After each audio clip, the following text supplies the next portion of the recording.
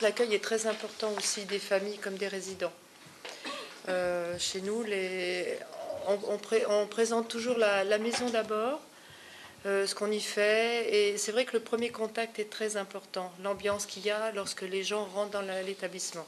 Alors à l'accueil, on a toujours beaucoup de résidents qui sont là, qui ouvrent la porte, qui répondent aux gens, qui les font patienter si l'agent d'accueil est occupé au téléphone.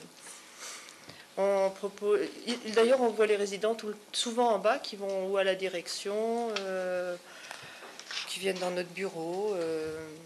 Donc pour l'entrée, on leur propose ou de voir les chambres d'abord, parce que certains préfèrent voir d'abord la chambre et choisissent s'ils veulent, ou on leur donne les informations d'abord.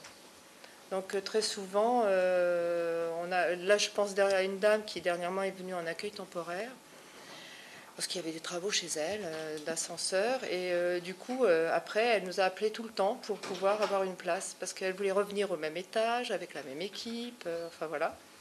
Elle a eu de la chance, il y a une chambre à l'étage qui lui convenait. Et puis finalement, elle voulait peut-être de l'autre côté jardin, parce que c'était plus agréable. Donc bon, elle a pu avoir sa chambre et choisir. C'est rare, mais ça arrive.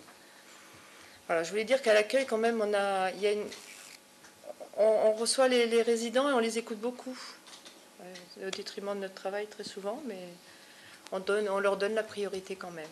Voilà. Mis à part toutes ces choses administratives qui sont derrière et qui sont moins intéressantes, on va dire. Voilà. Moi, je voudrais juste ajouter une petite chose, c'est que bon, je travaille à l'EHPAD depuis le début de l'ouverture, et c'est vrai, comme dit Madame Pio, il y a une nette progression au niveau de la maladie, et à notre niveau dans le rôle de soignante avec l'équipe, on prend justement le choix et les décisions de respecter la liberté du résident.